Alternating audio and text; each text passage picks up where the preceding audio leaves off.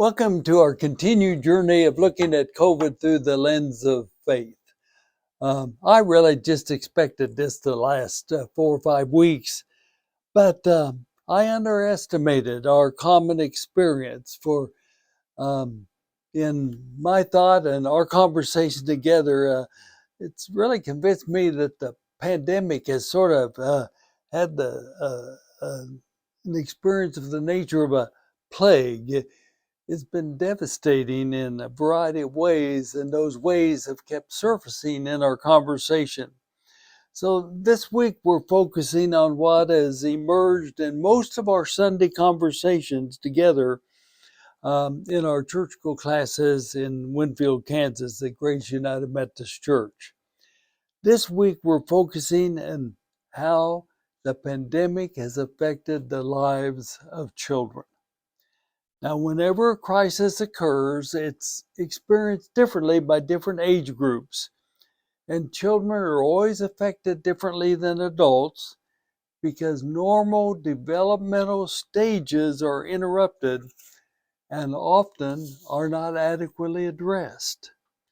Now, I'm not qualified to examine the consequences of life interrupted, or as one person said, the deficits that have been experienced developmentally in the lives of children.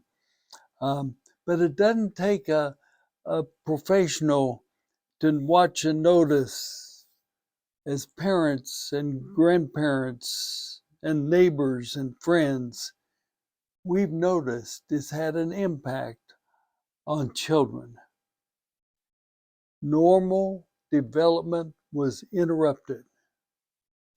And I want to share 2 conversations I've had with experienced persons whose life career is committed to the growth and education of children. The first conversation was with a teacher who's taught preschool and early elementary for nearly 3 decades.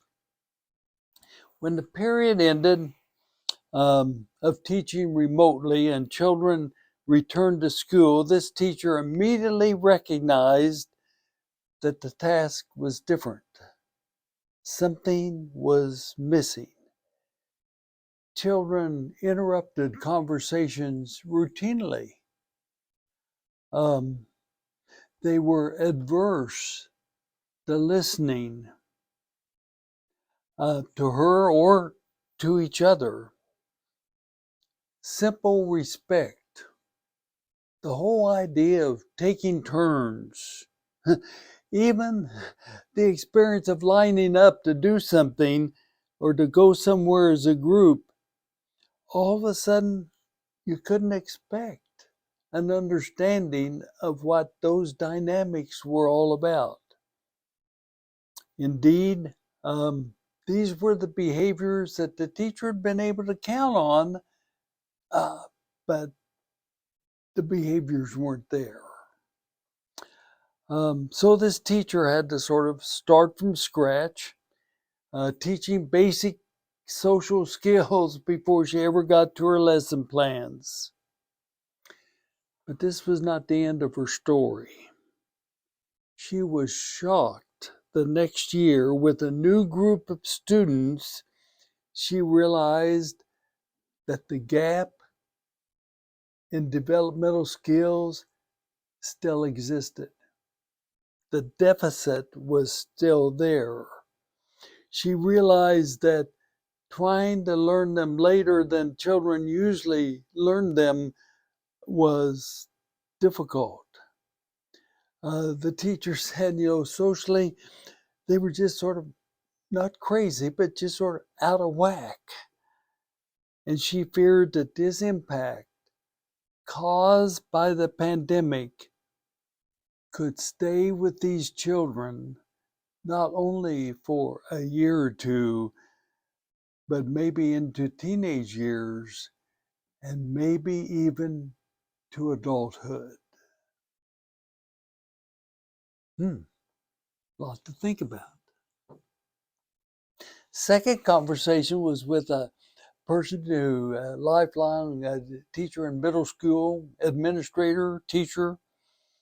I said, "What impact have you experienced from COVID?" And his answer was really simple. He said, "Bruce, the best way I can describe it is that the kids have lost their grit. Grit. I replied, "Unpack that for me." He continued by sharing that the age group he taught, the reason he loved middle school was that they were naturally at a very inquisitive age. He said, "They're not that way now, not to the extent they used to be." He said, "They aren't inclined to challenge. They're marked by resignation, not to be inquisitive, but to be resigned, almost in the words of the song, whatever will be, will be." When a math formula is difficult to grasp, they give up instead of sticking with the sometimes difficult task of learning. Quit has replaced grit. I asked if this was more representative of a certain group of students than others, and he replied, "No. The most alarming aspect of students having lost their grit is that it includes the brightest." Lot to think about. Now, I share these stories not to make the case that the teachers shared what these teachers shared with me is universally true. I don't want to assume that that's the case. Nor do I assume that I have the training to figure out what needs to be done to confront the challenge. I share to encourage those of us who are on the journey of faith to take notice that possibly the greatest impact of COVID is not physical death, is not physical illness, but the greatest impact just might have been the impact on all children. As followers of Jesus, I think we must take notice of what's happening to children. Jesus is the one who said, "Let the kids come on, let the kids come to me. I'm not that busy." Include the children. He was the one that took time to be with the children, to notice them. He was the one who said, "Except you are as a child, you will not enter the kingdom. You will not be able to experience what agape love is all about, except you be as a child." That's Jesus. You see, as persons of faith, we must be aggressive in paying attention to children in our life together and readjusting our priorities, that those who commit their lives to leading and teaching children, professionals and their assistants, have every resource available to them.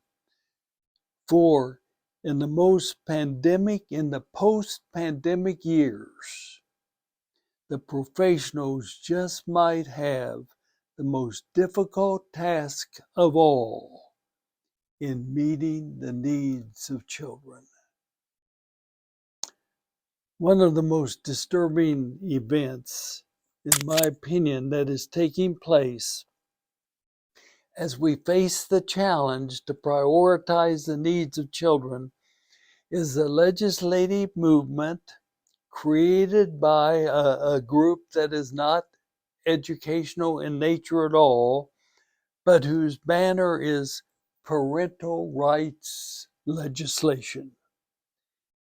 Instead of increasing the resources available to classroom teachers, this movement is based on the ridiculous notion that conceiving and giving birth automatically gives persons the training to know what is best for classrooms in our society. Now, I want to say that again. This parental rights legislative movement is based on the ridiculous notion that conceiving and giving birth automatically gives persons the training to know what is best for classrooms in our society. It's ridiculous, as the idea would be that conceiving and giving birth automatically gives persons the training to be a surgeon. When a child enters an operating room, a parent does not have the right to determine surgical procedure.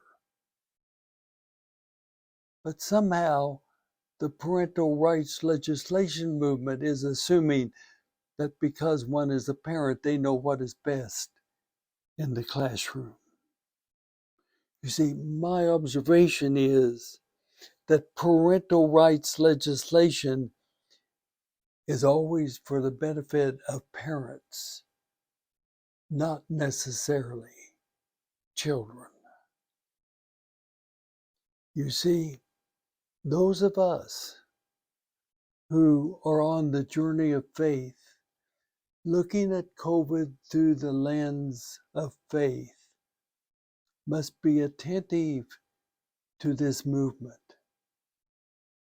For in the time of COVID, what classroom teachers need is all the resources that we can garner to put at their disposal to meet the challenge of COVID in the lives of children, not standing on the outside looking in, telling those who serve our children most how to do it.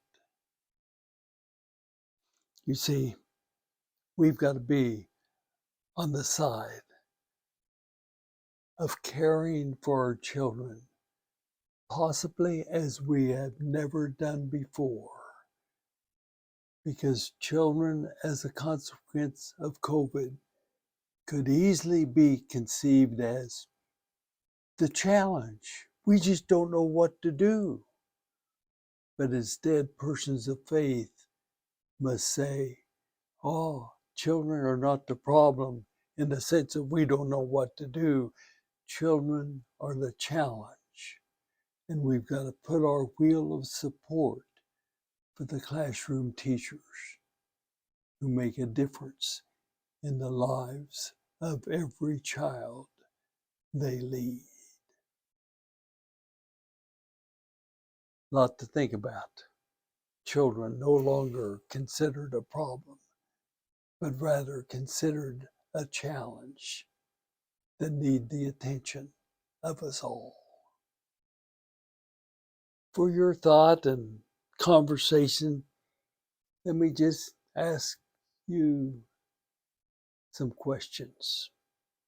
First of all, what are your stories of how COVID has affected the lives of children in your family? What are the characteristics of children that Jesus might have had in mind when he said, except you be as a child, you're not able to experience agape love? And finally, what has led so many persons to think that they, without training, know what is best for children in the classroom? Thanks for being a part of our journey.